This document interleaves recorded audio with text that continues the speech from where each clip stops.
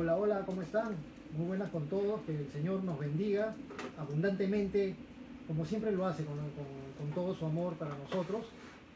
Nuevamente reunidos para estudiar juntos la palabra de Dios. En este caso, los días martes, estamos estudiando el mensaje de Jesucristo a las 7 iglesias de Apocalipsis.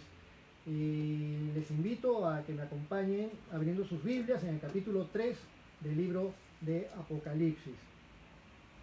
Siempre, cada vez que nos hemos reunido para compartir juntos este estudio, que es una secuencia de estudios, el mensaje de Jesucristo a las 7 iglesias de Apocalipsis, siempre hemos mencionado que Jesucristo especialmente eligió 7 iglesias de Asia Menor, no porque fueran las únicas iglesias del mundo, porque en realidad había muchas más iglesias en ese tiempo, iglesias importantes también, sino porque estas 7 iglesias eran representativas de todo lo que es la cristiandad y de lo que la cristiandad en general necesita oír de parte de nuestro Señor Jesucristo. Recordemos que Jesucristo es el que funda la iglesia pertenece a Jesucristo, toda la iglesia es el cuerpo espiritual formado por todas aquellas personas que se han arrepentido de sus pecados y que han reconocido a Jesucristo como Señor y como Salvador.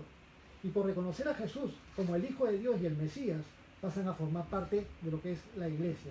Entonces, las 7 iglesias de Apocalipsis, con el número 7, nos hacen pensar en algo pleno, la plenitud del cristianismo, tanto de la época de los inicios del cristianismo, la época posterior a los apóstoles, los inicios del cristianismo, el siglo I de la iglesia cristiana, al igual que la plenitud de todas las iglesias cristianas en todo el tiempo, en todos los tiempos e incluso hasta nuestros días.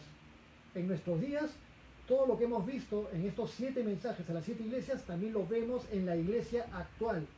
Representa a 7 tipos de iglesias o representa a las 7 circunstancias que se pueden vivir en toda iglesia cristiana, o también puede representar a etapas en la vida de un creyente cristiano, momentos que pasas por una situación buena, por otra situación negativa, y nuestro Señor Jesucristo amorosamente llamándonos la atención, felicitándonos por las cosas que están bien, pero llamándonos la atención por las cosas que se tienen que corregir. El que tiene oídos para oír, oiga. Es importante que cuando vayamos hacia la palabra de Dios para escuchar lo que Dios nos tiene que decir, vayamos con una actitud muy respetuosa y una actitud de, sí Señor, lo que tú me digas, te voy a hacer caso. Vamos a orar y todos juntos vamos a compartir este mensaje a la iglesia de la Odisea, la 7ª iglesia del libro de Apocalipsis. Vamos a orar. Amado Padre, te damos gracias el día de hoy por permitirnos nuevamente la alegría y el privilegio de poder recibir tu palabra, de poder ser alimentados directamente por ti, amado Señor, sabiendo nosotros que la parte espiritual, nuestra parte espiritual es lo más importante, aquello que nos une a ti. Y te damos gracias, Señor, por haber sido tan bueno para redimirnos, para atraernos hacia ti, para habernos adoptado como hijos tuyos, para habernos incluido en tu familia y para que seamos ciudadanos del reino de los cielos. Y ahora te pedimos, Señor, que abras nuestro entendimiento. Te entregamos este estudio en el nombre de tu Hijo Jesús. Amén. En esta oportunidad he acercado el celular un poquito más para que el audio capte de mejor manera. Pero de todos modos, si algunos que están escuchando el mensaje en este momento sienten como que el audio está un poco bajo, tienen que subirle al máximo el volumen de sus dispositivos. Si aún así, subiéndole al máximo el volumen en tu celular, no sientes que el volumen es suficiente, tienes que acercarte por donde sale el audio, tienes que acercártelo hacia tu oído. Eso hago yo con mi celular. O a veces pongo la mano detrás de la parte del parlantito, de la parte por donde sale el sonido, pongo la mano detrás y como un eco amplifica el sonido o la bulla, o lo pongo encima de una superficie sólida, una superficie dura, y el sonido sale con eco y lo escucho un poco mejor. Estamos grabando con un celular, entonces no hay posibilidad ahorita de aumentar el volumen. Aumentar el volumen sería acercarme más, que se me vea más cabezón y tener yo que hablar más fuerte. Pero bueno, el Señor nos ayude a oír su palabra. Vamos a Apocalipsis capítulo 3, desde el versículo 14. Hemos llegado al final del mensaje. Este es el mensaje a la última de las 7 iglesias, el mensaje a Laodicea. Hemos ido recorriendo el mensaje a Éfeso, el mensaje a Esmirna, el mensaje a Pérgamo, el mensaje a Tiatira, el mensaje a Sardis, la semana pasada el mensaje a Filadelfia y ahora el mensaje a Laodicea. Sin embargo, no vamos a terminar el día de hoy, porque la próxima semana vamos a completar, vamos a hacer un apéndice haciendo un estudio del método histórico de interpretación de estos 7 mensajes a las 7 iglesias de Apocalipsis. Va a estar súper interesante. Y después de eso vamos a retomar, a comenzar de cero, casi de cero, el estudio completo del libro de Apocalipsis. Así que vamos a iniciar desde el capítulo 1. Obviamente que ya no vamos a repetir todo el mensaje de las 7 iglesias, pero vamos a empezar el capítulo 1 y vamos a recorrer el libro completo de Apocalipsis. Pero eso posteriormente. Acompáñenme, por favor, a Apocalipsis capítulo 3, versículo 14. Y voy leyendo. Y escribe al ángel de la iglesia en Laodicea. He aquí el amén, el testigo fiel y verdadero, el principio de la creación de Dios, dice esto: yo conozco tus obras, que ni eres frío ni caliente. Ojalá fueses frío o caliente. Pero por cuanto eres tibio y no frío ni caliente, te vomitaré de mi boca. Porque tú dices, yo soy rico y me he enriquecido y de ninguna cosa tengo necesidad. Y no sabes que tú eres un desventurado, miserable, pobre, ciego y desnudo. Por tanto yo te aconsejo que de mí compres oro refinado en fuego, para que seas rico, y vestiduras blancas para vestirte, y que no se descubra la vergüenza de tu desnudez, y unge tus ojos con colirio para que veas. Yo reprendo y castigo a todos los que amo.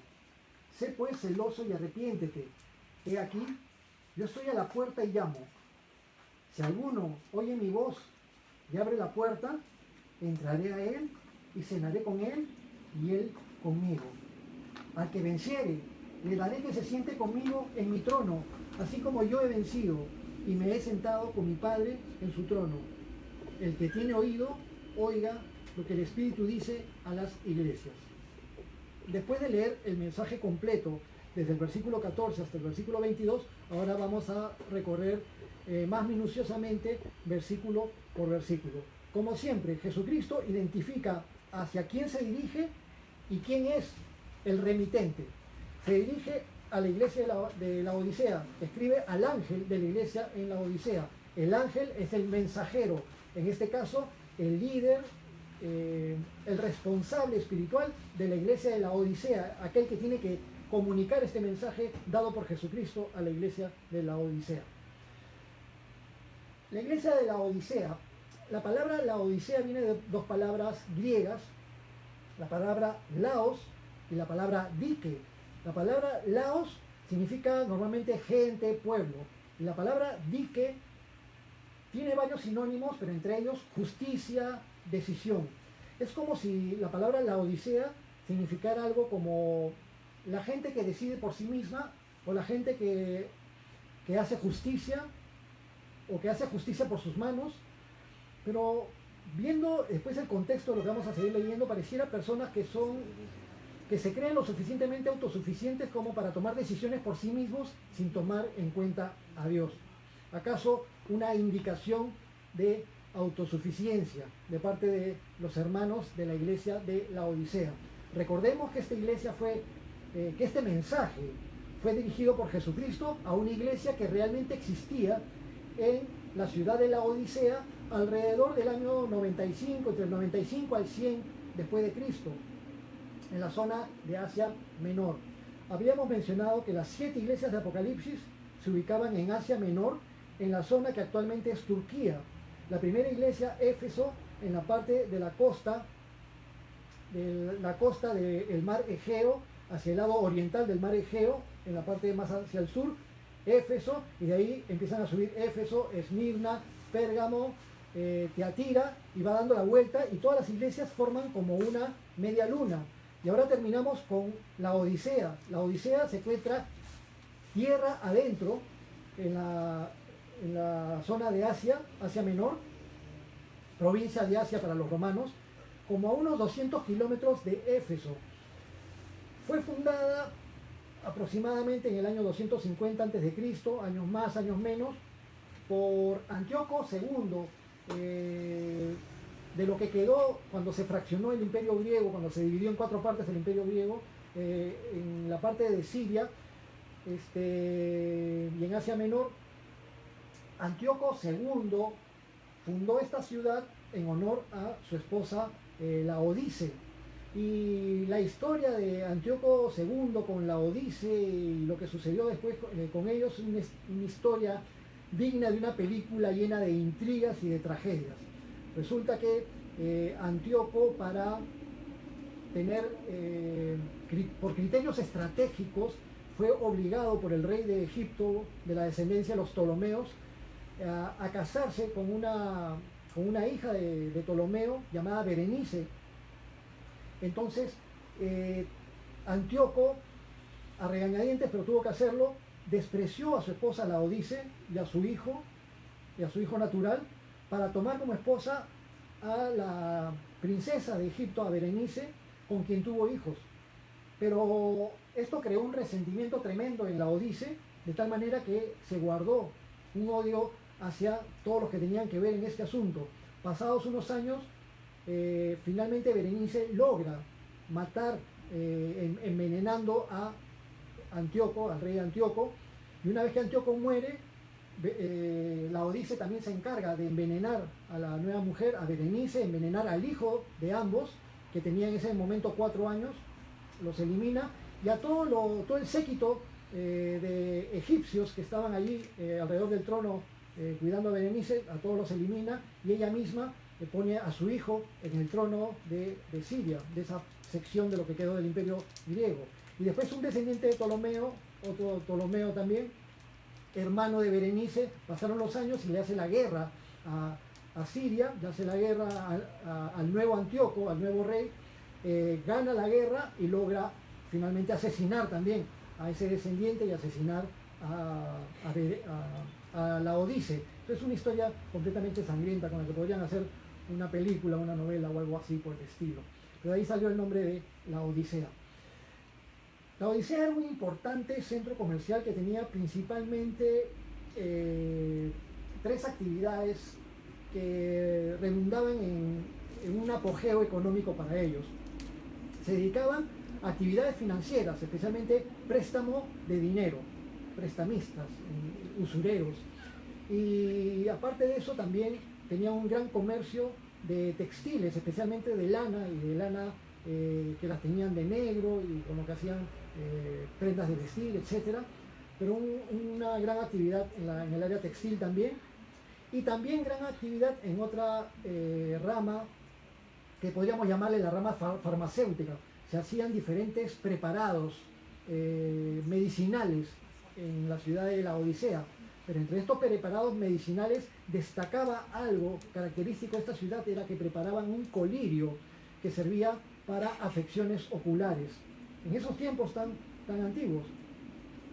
Estas características van a hacer que propicien el mensaje que Jesucristo les va a dar a los de la iglesia de la Odisea, que lo vamos a seguir entresacando en un momentito que lleguemos a esa parte. Ahorita estamos en el versículo 14, hablando acerca de la Odisea. Además de eso, como una última característica de lo que va a marcar aquello con lo que Jesucristo va a aprovechar para usarlo como una ilustración, para darles la lección que necesitan a los creyentes o a los hermanos de la iglesia de la Odisea, es que esta ciudad tenía un mal abastecimiento de agua. Entonces se vieron obligados a fabricar acueductos con distancias incluso de hasta de 20 kilómetros para traer el agua desde lejos.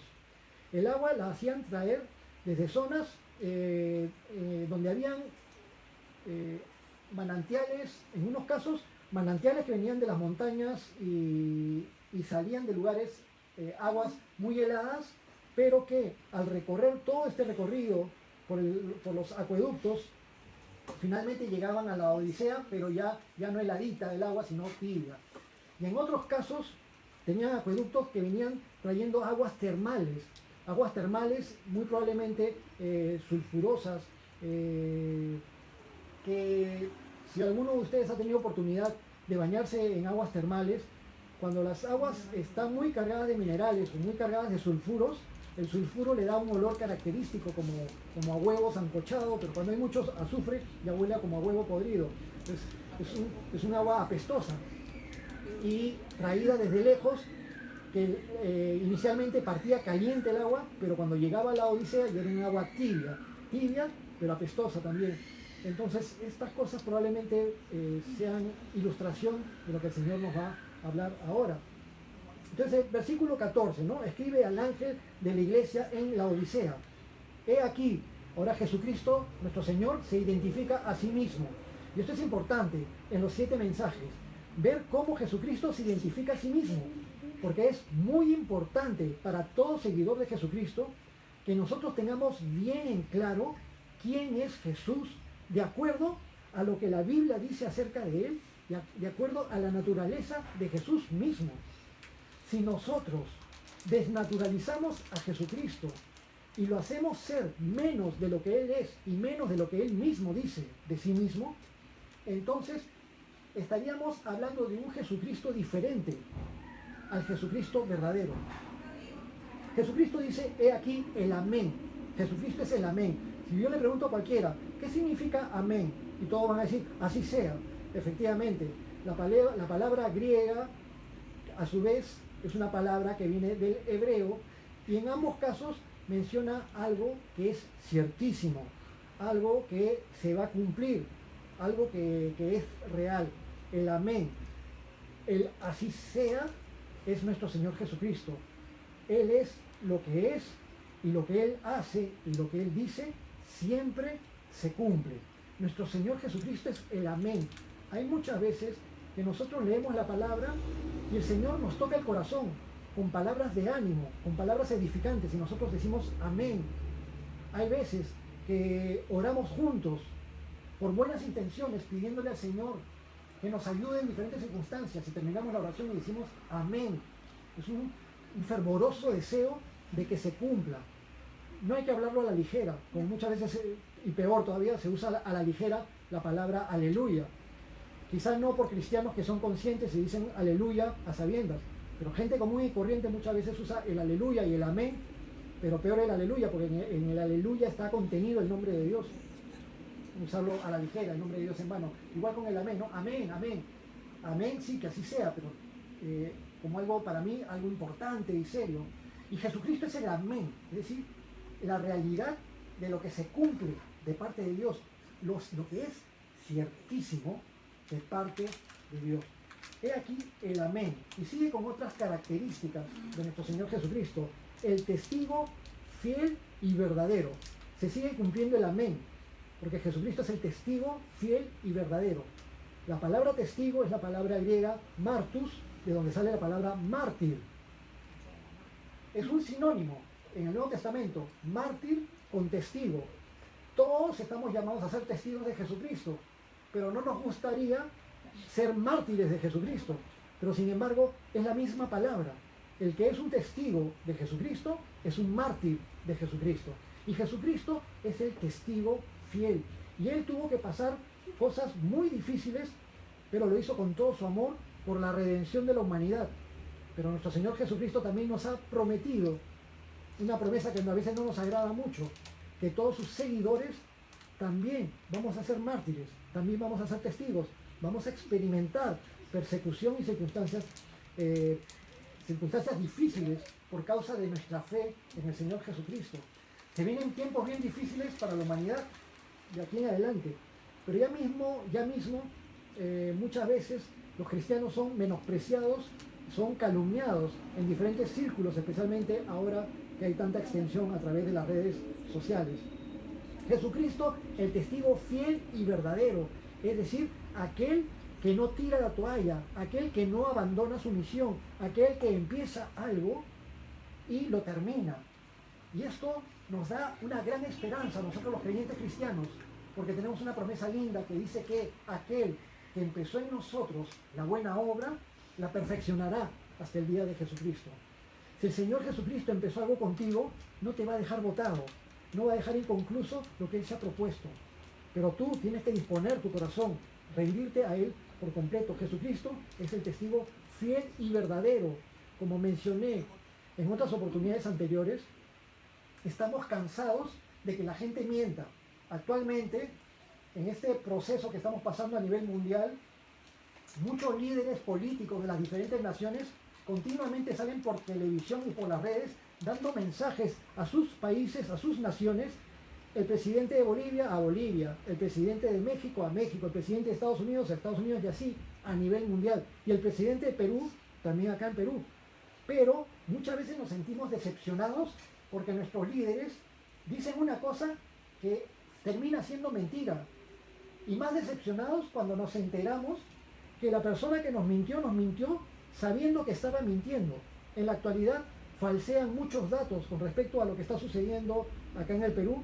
Falsean muchos datos, hay mucha corrupción y hay muchas cosas que se están dando de una manera que no está siendo reflejado ni por los mensajes oficiales del gobierno ni por los medios de comunicación, que muchas veces también son poco creíbles. Nadie quiere ser engañado, no nos gusta que nos timen, no nos gusta que nos vendan gato por liebre, no nos gusta que se burlen de nosotros, pero Jesucristo es el testigo fiel y verdadero. Lo que Jesucristo te dice es verdad. Cuando Jesucristo te da su palabra es porque te ama, porque desea lo mejor para ti, porque te ofrece algo real, vida eterna. Porque Jesucristo resucitó primero para demostrarte que lo que Él te ha prometido de vida eterna es verdad. Y todo lo que Jesús enseña es verdad. Jesús dijo: yo soy el camino, la verdad y la vida. Y nadie llega al Padre si no es por mí. Si Jesucristo dice que nadie llega al Padre si no es por Él, yo le creo. Porque Jesucristo es la verdad. Jesucristo, el testigo fiel y verdadero. Y vamos a hacer más énfasis en la última frase del versículo 14. Jesucristo es el principio de la creación de Dios. Algunos han querido malinterpretar a propósito de esto, diciendo que si Jesucristo es el principio de la creación de Dios, entonces fue el primer ser creado por Dios. Jesucristo no fue creado por Dios. En Juan, capítulo 1, versículo 1, dice: en el principio era el Verbo, y el Verbo era con Dios, y el Verbo era Dios. Jesucristo, el Verbo de Dios, se encarnó y vivió entre nosotros. Ese Verbo de Dios que vivió entre nosotros, se nos dice en Juan claramente que Él desde el principio ya estaba con Dios, y era Dios mismo. Se nos dice que Jesús es Dios. Y hay algo muy curioso. Cuando el apóstol Pablo escribió la carta a los colosenses, hacia el final de la carta a los colosenses, habla de la iglesia de Laodicea. La iglesia de Laodicea era como una iglesia hermana, emparentada, una iglesia melliza casi, de la iglesia de Colosas. Tenían una relación, la iglesia de Colosas con la iglesia de Laodicea y con la iglesia de Hierápolis. De tal manera que el apóstol Pablo termina la carta a los colosenses y a los colosenses les dice: esta carta, después de que ustedes la lean, se la mandan a los hermanos de la iglesia de Laodicea para que ellos también la lean. Y la carta de Laodicea la leen en Colosas. O sea que hubo una carta de Pablo a la iglesia de Laodicea, pero esa carta se extravió, no está en el canon del Nuevo Testamento. Dios lo ha permitido así, pero todo lo que tiene que estar, está, y todo lo que necesitamos saber, lo podemos saber por medio de lo que está actualmente en las Escrituras. Pero sin embargo, entendemos que si Pablo encargó especialmente que el mensaje a la iglesia de Colosas fuera enviado también a la iglesia de la Odisea, es porque Pablo explicó algo muy importante en esta carta a los colosenses. En esa carta, el apóstol Pablo hace énfasis en la deidad de nuestro Señor Jesucristo, por donde lo mires y por donde lo leas. Vamos un ratito allí a Colosenses capítulo 1, en el Nuevo Testamento, una de las 4 cartas desde la prisión. Colosenses capítulo 1, versículo 15, voy a leer desde el 15 al 17. Colosenses 1:15, y dice con respecto a nuestro Señor Jesucristo: Él es la imagen del Dios invisible, el primogénito de toda la creación, porque en Él fueron creadas todas las cosas, las que hay en los cielos y las que hay en la tierra, visibles e invisibles, sean tronos, sean dominios, sean principados, sean potestades, todo fue creado por medio de Él y para Él. Está hablando de Jesucristo. Versículo 17. Y Él, nuestro Señor Jesucristo, es antes de todas las cosas, y todas las cosas en Él subsisten. Sin Jesucristo nada existiría. En la misma carta de Colosenses, capítulo 2, versículo 9, se nos dice, Colosenses 2:9, porque en Él, en nuestro Señor Jesucristo, habita corporalmente toda la plenitud de la deidad. No tengamos ninguna duda con respecto a lo que Jesucristo habló de sí mismo y con lo que las Escrituras hablan de nuestro Señor Jesucristo. En Él habita corporalmente toda la plenitud de la deidad. Solo en Él, en ningún otro ser humano está la plenitud de la deidad, en nuestro Señor Jesucristo, el principio de la creación.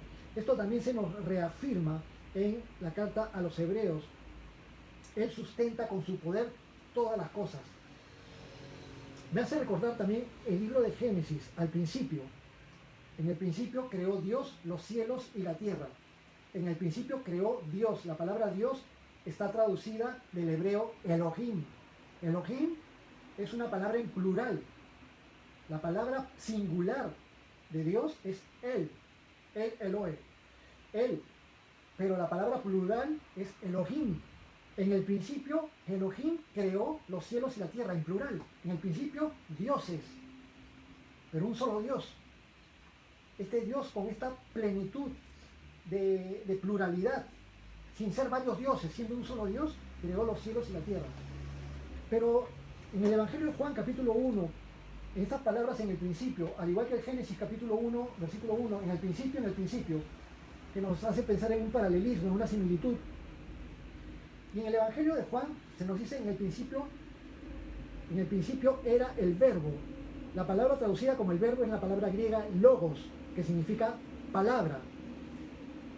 En el principio era la palabra y la palabra era con Dios y la palabra era Dios. Es decir, logos, la palabra, es la palabra de Dios encarnada. Jesucristo en sí mismo es la acción de Dios, es la palabra de Dios hecha hombre, es la palabra de Dios que ejecuta las órdenes de Dios. Entonces cuando en el libro de Génesis al principio yo veo, en el principio dijo Dios, hágase la luz, hágase esto, hágase la tierra, hágase los cielos, hágase las lumbreras, etc. Y Dios va creando todo lo que Dios creó con su palabra. Veo plenamente que Dios lo creó por medio de Jesucristo. Dios creó todo por medio de Jesucristo y para Jesucristo. Y Jesucristo entrega todo para la gloria del Padre. Jesucristo, el principio de la creación de Dios. Volvemos a Apocalipsis, capítulo 3, versículo 14. El motivo de nuestro estudio el día de hoy, pero hemos desmenuzado bastante el versículo 14. Entonces se identifica la iglesia de la Odisea y aquel que envía este mensaje tan importante a esta iglesia, con estas características que vamos a leer, un poco tristes, porque esta es la única iglesia de las 7 iglesias del Apocalipsis, a la cual nuestro Señor Jesucristo le da un jalón de orejas, le llama la atención, pero no le dice nada bueno, no rescata nada bueno de esta iglesia, solamente le llama la atención y le da así una linda promesa si es que se arrepiente. Versículo 15, Apocalipsis 3:15. Yo conozco tus obras. Recordemos como siempre, Jesucristo lo conoce todo y sabe todo de ti, sabe todo de su iglesia, sabe todo lo que ha sucedido en toda la historia de la humanidad. Y todos aquellos que hayan usado el nombre de Dios o el nombre del cristianismo o el nombre de una organización religiosa para hacer de las suyas, para abusar de los desvalidos, para cometer cosas horribles contra niños, contra niñas, contra mujeres, contra otros hombres, por el uso del dinero, del poder, de la posición y lo que sea, todos ellos van a rendir cuentas a Dios, o ya le están rindiendo o ya le han rendido cuentas a Dios, y lo que sucede en el futuro también le van a rendir cuentas a Dios. Recuerden, Jesucristo conoce todo. Yo conozco tus obras. Y a esta iglesia de la Odisea, miren lo que les dice, versículo 15. Que ni eres frío ni caliente. Ojalá fueses frío o caliente. Por ejemplo, te vas a la playa, te mueres de calor, pasas un buen rato en la playa y después de estar allí y haberte bañado y haber tomado sol, te da sed. Y cuando te da bastante sed, no vas a pedir que te vendan una gaseosa tibia, vas a pedir que te vendan un refresco, una gaseosa helada, porque estás muerto de calor. Conozco personas que les gusta servirse el vaso con agua y echarle bastante hielo, el agua helada de la refrigeradora, y encima le echan bastante hielo y se toman así para refrescarse, porque cuando hace bastante calor no te provoca tomar agua tibia. Por el lado contrario, a las personas que les gusta tomar ciertas bebidas calientes como el té o como el café, les gusta tomar el té o el café bien caliente, no tibio. Si pides tu café calentito en pleno invierno, cuando se entibió ya no es lo mismo. A mi mamá le encantaba tomar la sopa y también su café con leche, pero especialmente la sopa le gustaba que esté bien caliente. Cuando le traían la sopa tibia, veía que no salía humo y ya se empezaba a molestar. Probaba un poquito y si la sopa estaba tibia era capaz de tirar el plato volando. Mi mamá era un pan de Dios, súper delicada, súper linda, súper buena. Un dulce era mi mamá, en todo sentido, pero esa era su debilidad.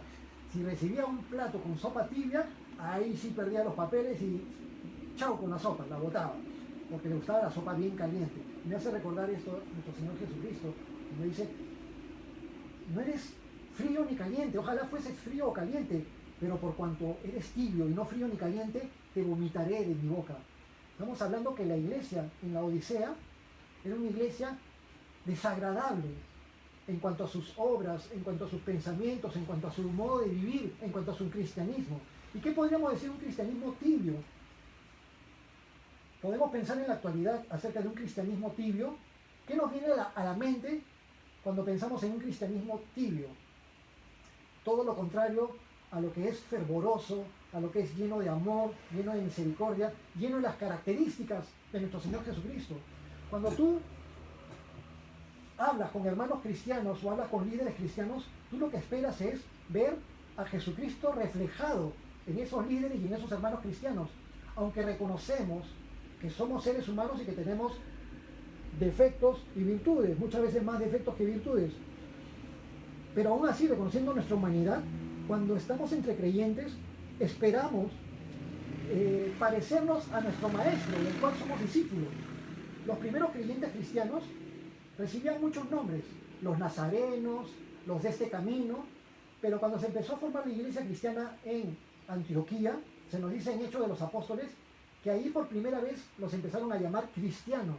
Y la palabra cristiano del griego era una palabra como un poco despectiva, era como decir cristitos. Ahí están esos cristitos. ¿Y qué significaba cristitos? Cristo en chiquito. Cristito, un cristito. Pero en realidad para el creyente ese era un tremendo honor, poderse parecer, aunque sea un poquito, al Maestro. ¿Qué más honor tendríamos que parecernos a nuestro Maestro? Pero ya la iglesia de la Odisea distaba mucho de parecerse al Maestro, por diferentes circunstancias. En lo espiritual, se habrían entibiado, ni siquiera enfriado para alejarse y separarse, sino entibiado. Seguían viviendo una religiosidad. Era una iglesia acostumbrada a reunirse, acostumbrada a practicar los rituales. De repente hacían su lectura de la palabra, de repente hacían sus oraciones con vanas repeticiones, rezaban, pero por dentro estaban pensando en otras cosas, como puede suceder en la actualidad también. Personas que están allí, se está orando, alguien está orando, y la otra persona sí cierra los ojos y dentro está pensando, uy, ¿a qué hora termina eso para irme a comer? Tengo que cocinar tal cosa, uy, mañana tengo tal tarea que terminar, y el encargo que le encargué a mi tía Periquita para que me haga tal cosa, y están pensando en mil cosas, distraídos completamente, no nos interesa. O personas que asisten a la iglesia cristiana están parados durante el tiempo de la alabanza, y mientras varios están alabando fervorosamente a Dios, otros están mirando hacia los demás como bichos raros, pensando en las musarañas, pensando en todo, pero en el corazón lejos de Dios. ¿Recuerdan cuando Jesucristo le dijo a los fariseos, repitiendo las palabras de Isaías, del Antiguo Testamento, de las Escrituras hebreas. Este pueblo de labios me honra, pero su corazón está lejos de mí, pues en vano me honran, siguiendo como doctrinas mandamientos de hombres. Una relación tibia, un cristianismo tibio. De repente tenían una mezcolanza, como mezclar agua fría con caliente, o agua dulce con agua amarga. Una mezcolanza de lo que se supone que tendría que ser una vida santa con una vida pecaminosa. De repente tenían la permisividad que tenían los de la iglesia de Pérgamo, o la tolerancia con el pecado que tenían los de la iglesia de Tiatira. Pero la diferencia es que Jesucristo encontró cosas buenas en esas iglesias, pero en la iglesia de la Odisea no encontró nada bueno que destacar. Eran simplemente tibios, desagradables. En ese cristianismo desagradable, Jesús les dice: por cuanto eres tibio, te vomitaré de mi boca.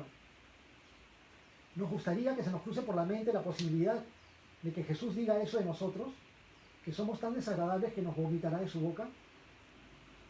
Tenemos que siempre reevaluar nuestro cristianismo, porque si bien este mensaje fue dado a la iglesia de la Odisea del siglo I, también aplica para nuestros tiempos.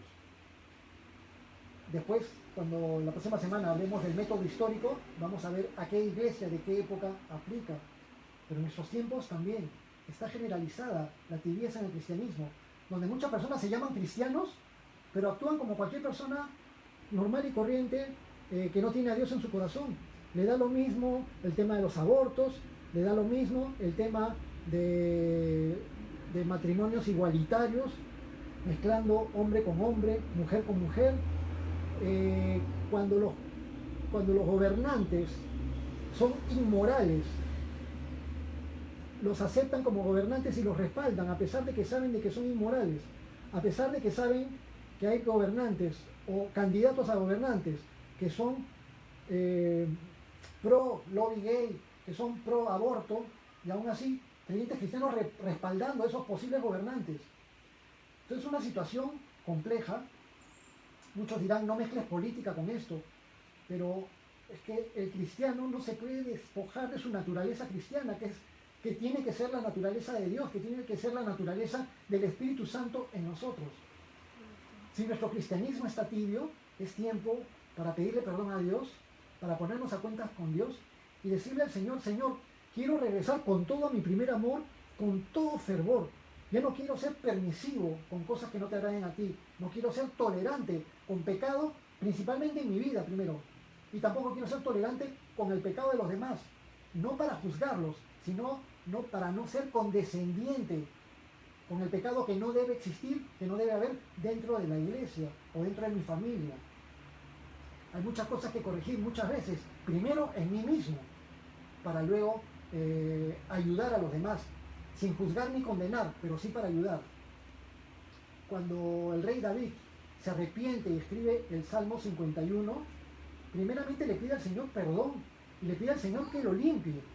Pero después le dice: Señor, cuando tú me limpies, cuando tú crees en mí un corazón nuevo, cuando tú me hagas de nuevo, entonces enseñaré a los transgresores sus caminos. Alguien que esté en pecado no puede enseñar a los transgresores sus caminos, pero alguien que ha sido restaurado puede con amor ayudar a los transgresores, y también aquellos que son recuperados también después con amor me pueden ayudar a mí, y así nos ayudamos unos a otros dentro del cristianismo. Veamos pues estas cosas que le llama la atención el Señor Jesús a la iglesia de la Odisea. ¿Por qué Jesús les dice: los vomitaré de mi boca? Versículo 17: porque tú dices: yo soy rico y me he enriquecido y de ninguna cosa tengo necesidad. Eso decían, se sentían autosuficientes, una falsa sensación de seguridad puesta ya sea en las riquezas, puesta en la actualidad en la profesión, en el título profesional, una falsa sensación de seguridad puesta en un determinado puesto de trabajo. Hace años hubo una crisis económica fuerte en el Perú, en los años 90, la crisis fue producida en los años 80, pero luego en los años 90 vinieron los ajustes, y cuando vinieron los ajustes vino algo que se conoció como el shock, y después que vino el shock se racionalizaron los precios se multiplicaron, subieron de golpe, y muchas empresas, se cambió la constitución y muchas empresas despidieron a muchos empleados. y personas que fueron gerentes de empresas muy importantes, incluso de bancos, gerentes generales de bancos. Se sabe que cuando perdieron el trabajo, hubo un gerente general de un banco, que cuando perdió el trabajo en ese momento se sintió tan desestabilizado, tan sin piso, que se suicidó, se quitó la vida. Alguien que se había sentido muy seguro con su dinero y con su puesto de trabajo, en ese momento se suicidó. En los años 20, en Estados Unidos, en el tiempo de la Gran Depresión Económica, fueron varios miles los que se suicidaron por causa del crack económico, porque las personas ponen su esperanza en su cuenta bancaria, su esperanza en el dinero que tienen, su esperanza en la profesión, su esperanza en el puesto de trabajo, su esperanza... A veces ponemos nuestra esperanza en los adelantos tecnológicos que nos permiten tener ciertas cosas, pero ahora muchas cosas no nos sirven porque los autos y los aviones no nos sirven porque no podemos viajar. Muchas personas tienen puesta su esperanza en los avances de la medicina. Dicen, wow, hemos avanzado mucho en la medicina. Eso es bastante relativo, porque con todos los avances de la medicina vemos que en la actualidad muchas personas, miles y miles de personas mueren no solamente por el COVID-19, sino por muchas otras enfermedades. Es decir, son cosas en las cuales no podemos poner toda nuestra esperanza. Pero los de la iglesia de la Odisea se sentían autosuficientes. Yo soy rico y me he enriquecido y no necesito de Dios. Yo me he logrado a mí mismo, con mis estudios, con mi esfuerzo, yo soy lo que soy, yo no necesito de Dios. Cuidado con llegar a ese punto. Los de la iglesia de la Odisea se decían eso, yo soy rico y me he enriquecido y no tengo necesidad de nada. Pero Jesucristo, que lo sabe todo, les dice su verdad. Y la verdad es, y no sabes, siguiendo el versículo 17, y no sabes que tú eres un desventurado, miserable, pobre, ciego y desnudo. Desventurado, alguien que es desdichado, alguien a quien todo le sale mal. Esa es la verdad. Miserable, alguien que está en una situación lamentable, alguien que vive en miseria espiritual, emocional y finalmente también física. Porque cuando pierdes todo, te das cuenta que no puedes confiar en las posesiones. Desventurado, miserable, pobre. A los de la iglesia de la Odisea les dice, tú te crees rico, pero eres pobre. Y comparen ese mensaje con el mensaje dado por Jesucristo a Esmirna, la segunda iglesia, cuando les dice, yo conozco tu pobreza, pero tú eres rico. Qué lindo. A la iglesia de Esmirna, a la iglesia mártir, la iglesia que sufría, le decía, te conozco tus obras, que tú eres pobre, pero en realidad eres rico, porque eran ricos espiritualmente, y de ahí mana todo lo principal. En cambio, la iglesia de la Odisea, pobre, ciego porque creen que ven y no saben por dónde van y tropiezan con todo. Y a pesar de que tienen ese colirio para los ojos, y muchas personas que ahora se creen seguras porque tenían un gran sistema adelantado en medicina y en soporte médico, en infraestructura hospitalaria, los países más desarrollados del mundo no han podido hacer nada con su infraestructura hospitalaria cuando se ha presentado esta crisis que ya todos conocemos. ¿Por qué? Porque el ser humano se le van las cosas de las manos. Hay momentos en que el ser humano tiene que darse cuenta de su impotencia y que necesita de Dios. Y eso es lo que necesitamos todos. Ante esta crisis actual, necesitamos volcarnos a Dios primero. Y con la sabiduría que Dios nos da, allí podemos pensar en qué soluciones dar. Cuidarnos, lavarnos las manos, no salir de la casa, ponernos mascarillas, buscar las diferentes medidas de protección para no contagiar a otros y que otros no nos contagien. De repente utilizar otros medios que Dios nos provee para cuidar nuestra salud. Cosas que muchos dentro del mundo de la medicina y de la industria farmacéutica quieren ocultar a propósito para que los seres humanos no sepan y no puedan hacer frente a la pandemia. Pero tenemos sabiduría que viene de Dios para que investiguemos. Pobres, ciegos y desnudos, finalmente le dice a los de la iglesia de la Odisea, te crees que eres muy rico, pero andas desnudo. Estar desnudo es algo verdaderamente vergonzoso. A nadie le gustaría salir caminando desnudo por la calle. Eso lo hacen solamente personas que están completamente fuera de sus cabales. Era una condición vergonzosa que se usaba especialmente para humillar al enemigo. A veces cuando se capturaban prisioneros enemigos se les desnudaba y se les arrastraba así por las calles. O a los delincuentes en ciertas épocas de las culturas mundiales, a los delincuentes se les desnudaba para llevarlos hacia su pena de muerte. En la actualidad, en ciertos lugares del Perú, a veces cuando capturan a un ladrón, a un navijero, lo desnudan y lo amarran a un árbol públicamente y le tiran latigazos, y tenerlo desnudo es una forma vergonzosa.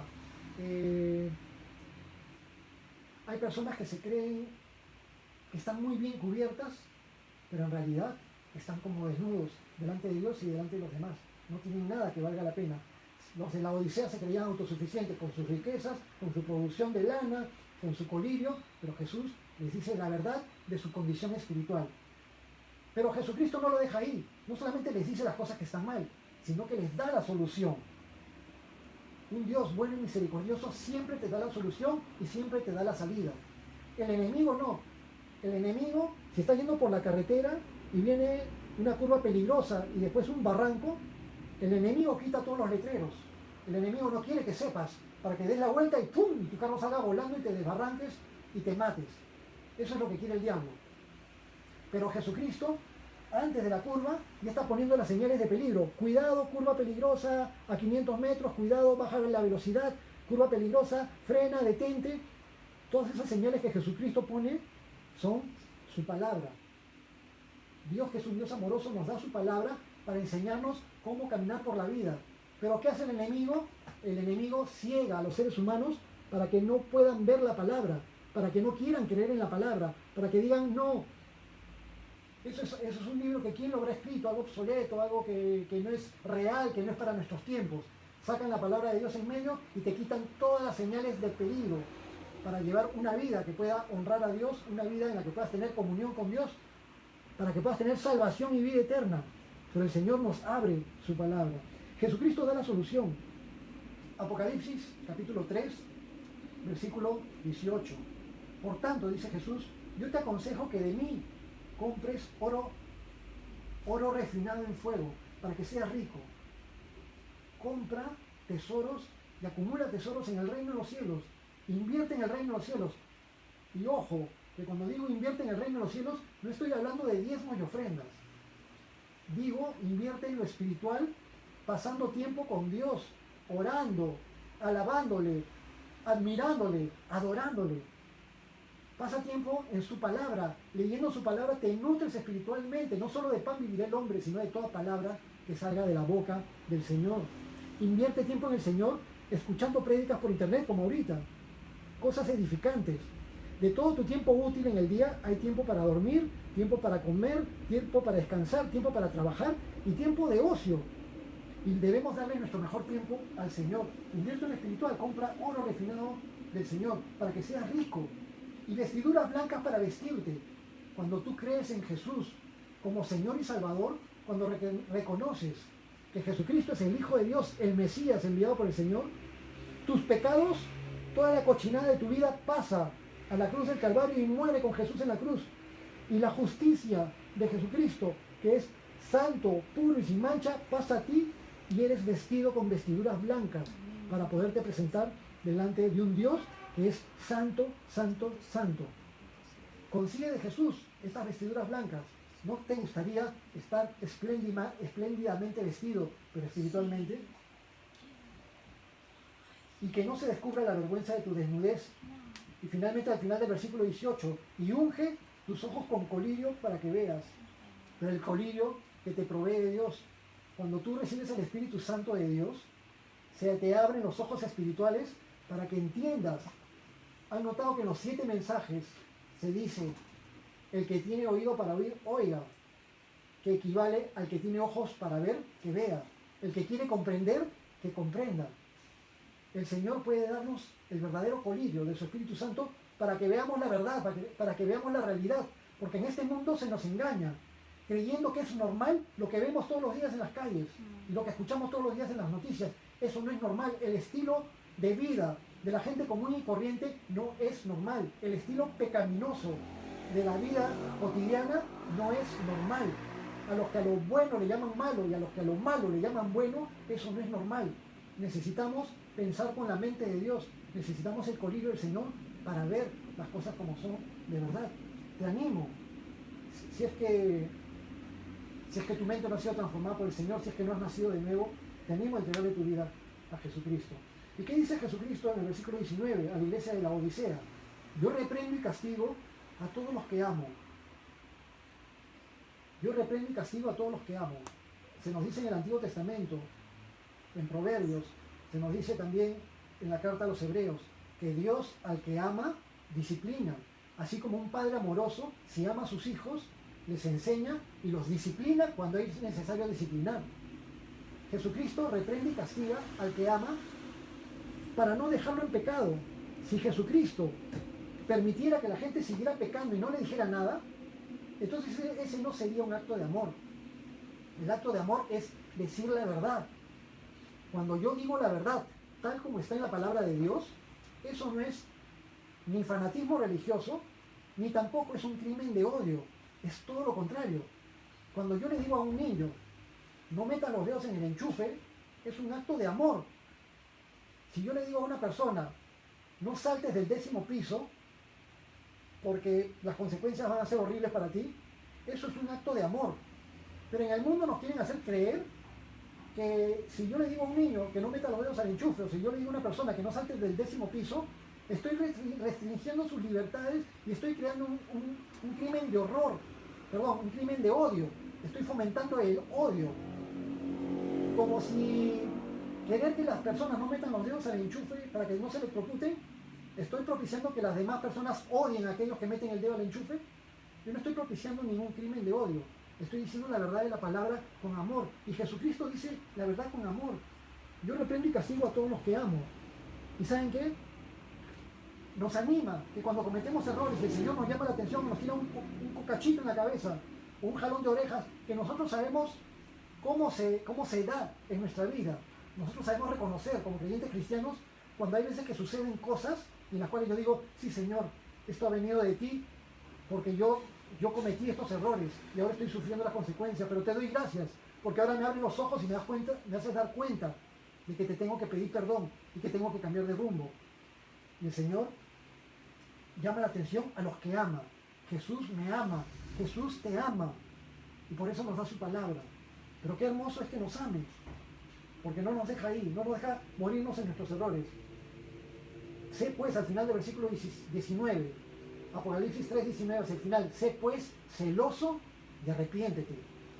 Cambia tu manera de pensar. Deja atrás esa tibieza espiritual. Cámbialo por fervor, por celo por el Señor. Sé pues celoso y arrepiéntete. He aquí, versículo 20, un versículo importante, Apocalipsis 3:20. He aquí, yo estoy a la puerta y llamo. Si alguno oye mi voz y abre la puerta, entraré a él y cenaré con él y él conmigo. Este mensaje fue dirigido a la iglesia de la Odisea. Fue dirigida supuestamente a creyentes. Y qué pena y qué feo es que Jesucristo tenga que tocar la puerta del corazón de supuestamente creyentes para entrar.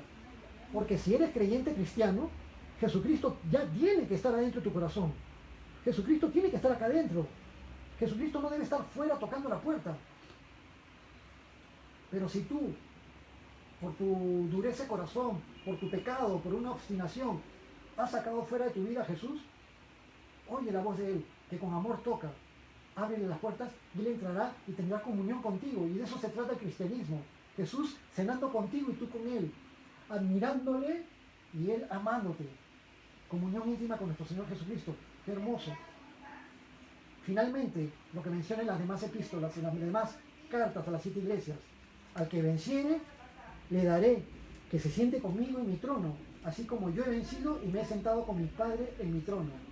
Cuando Jacobo y Juan le pidieron a Jesús para sentarse a su diestra y a su siniestra, Jesús les dijo, esto no es mío darlo, esto es potestad de mi Padre. Pero ahora en la potestad del Padre, así como el Padre le dio a Jesucristo que se sienta a su diestra, ahora Jesús promete a todos los que venzan. ¿Y cómo sé que voy a vencer?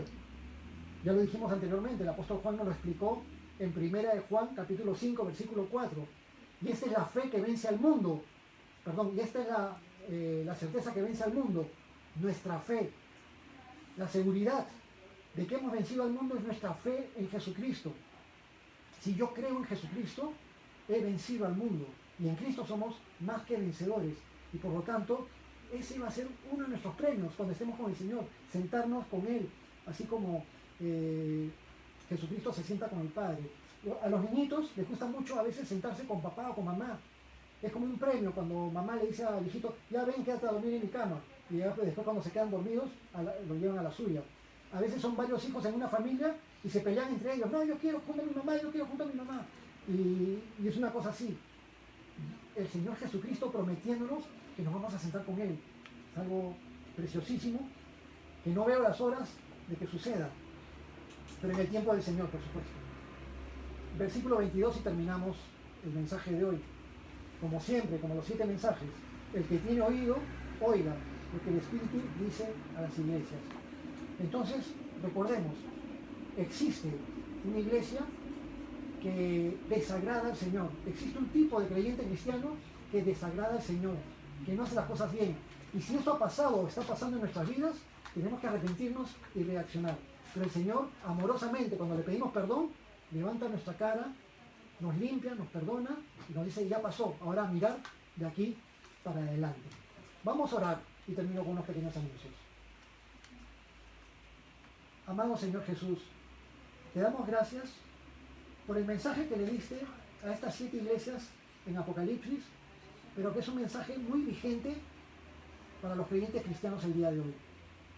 Gracias, Señor, por mostrarnos aquellas cosas que te agradan de nosotros, pero también gracias por mostrarnos aquellas cosas que te desagradan de nosotros.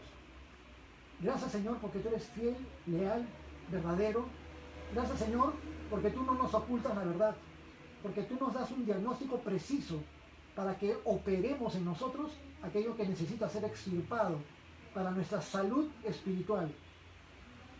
Estamos en tiempos difíciles, Señor, y estamos viviendo en una sociedad muy permisiva que nos arrastra muchas veces a los creyentes cristianos en pos de ellos, en vez de que nosotros nos arrastremos a ellos en pos de ti.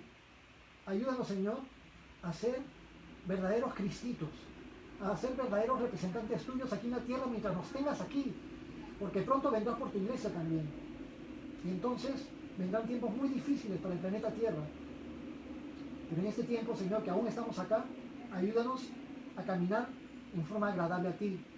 Llénanos de tu Espíritu Santo, Señor, para darnos convicción de pecado, de justicia, de juicio y guiarnos a toda verdad.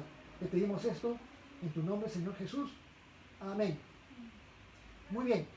Como dije, el próximo martes a las 5 de la tarde vamos a hacer un apéndice para terminar este tema del mensaje de Jesucristo a las 7 iglesias, hablando acerca del método histórico de la interpretación del mensaje a las 7 iglesias. Va a estar muy interesante, no se lo pierdan el próximo martes a las 5 de la tarde. Los estudios que hacemos durante la semana, martes, jueves y sábado, siempre a las 5 de la tarde. Este jueves a las 5 de la tarde, con el pastor Lucho García, el libro de Ruth. Este viernes, como una actividad extraordinaria, el viernes pasado tuvimos reunión de oración. Este viernes vamos a hacer de nuevo un tiempo de oración. Viernes a las 5 de la tarde vamos a tener un tiempo de oración. Si ustedes quieren, por la página de la iglesia o por el Messenger, por interno, por inbox de la iglesia, o el chat de Gracia Calvary Chapel en WhatsApp, o de alguna forma, comuníquense con nosotros para tener intenciones de oración. Si son cosas muy íntimas, no tienen que entrar en muchos detalles. Oren por mí, que estoy pasando un mal momento. Si quieren especificar más, quiero pedir oración porque estoy mal de los pulmones, pueden ser más específicos en la medida que ustedes mismos lo sientan, guiados por el Espíritu Santo. Nos comparten sus peticiones de oración y el día viernes a las 5 de la tarde. Luego, al día siguiente, el día sábado, a las 5 de la tarde, el pastor Iván compartiendo con nosotros y sigue compartiendo con nosotros la epístola de Santiago. Me parece que va a continuar con el capítulo 4 de la epístola de Santiago. Y el domingo, el servicio a las 10 de la mañana. Que el Señor les bendiga a todos y nos vemos en la siguiente reunión.